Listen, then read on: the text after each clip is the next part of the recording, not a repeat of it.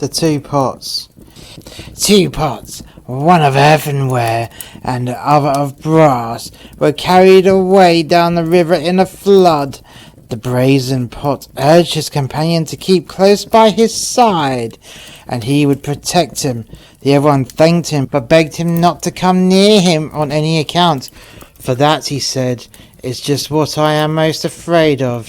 One touch from you, and I should be broken to pieces. Equals make the best of friends.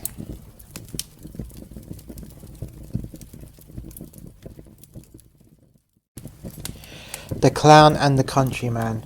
A nobleman announced his intention of giving a public entertainment in the theatre, and offered splendid prizes to all who had any novelty to exhibit at the performance. The announcement attracted a crowd of conjurers, jugglers and acrobats, and among the rest a clown, very popular with the crowd, who let it be known that he was going to give an entirely new turn. When the day of the performance came, the theatre was filled from top to bottom some time before the entertainment began. Several performers exhibited their tricks, and then the popular favourite came on empty-handed and alone. At once there was a hush of expectation, and he, letting his head fall upon his breast, imitated the squeak of a pig to such perfection that the audience insisted on his producing the animal, which they said he must have somewhere concealed in his person. He, however, convinced him that there was no pig there, and then the applause was deafening. Among the spectators was a countryman who disparaged the clown's performance and announced that he would give as much superior exhibition the same trick the following day. Again the theatre was filled to overflowing, and again the clown gave his imitation amidst the cheers of the crowd.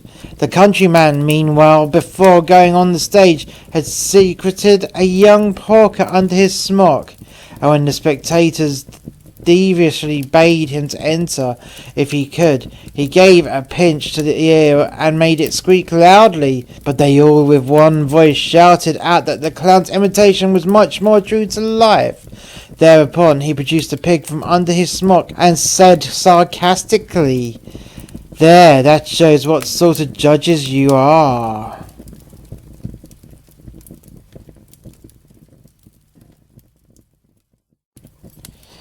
The Eagle, the Cat and the Wild Sow. An eagle built her nest on top of a high tree. A cat with her family occupied a hollow in the trunk halfway down, and a wild sow and her young took up their quarters at the foot. They might have gotten on very well as neighbours, had it not been for the evil cunning of the cat.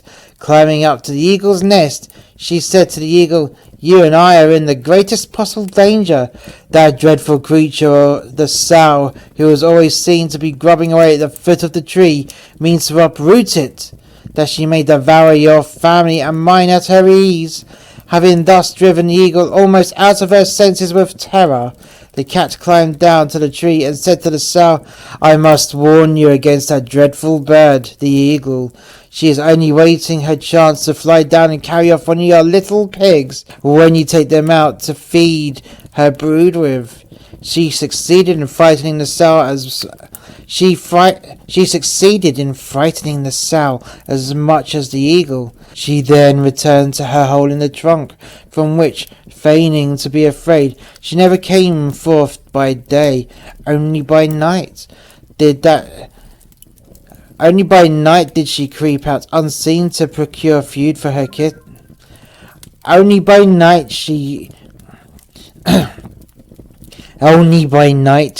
did she creep, and the sow dared not leave her home among the roots, so that in time both they had their families perish of hunger, and their dead bodies supplied the cat with ample food for her growing family.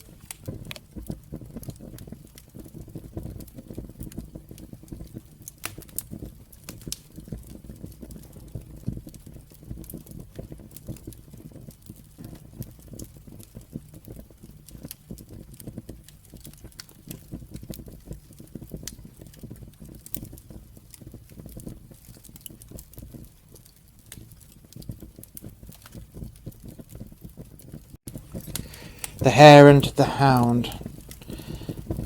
A hound started her hare from form and pursued her for some distance, but she gradually gained upon him. He gave up the chase. A rustic who had seen the race meet the hound as he was returning, and taunted him with his defeat. The little one was too much for you, said he. Ah, well, said the hound, don't forget, it's one thing to be running for your dinner, but quite another to be running for your life.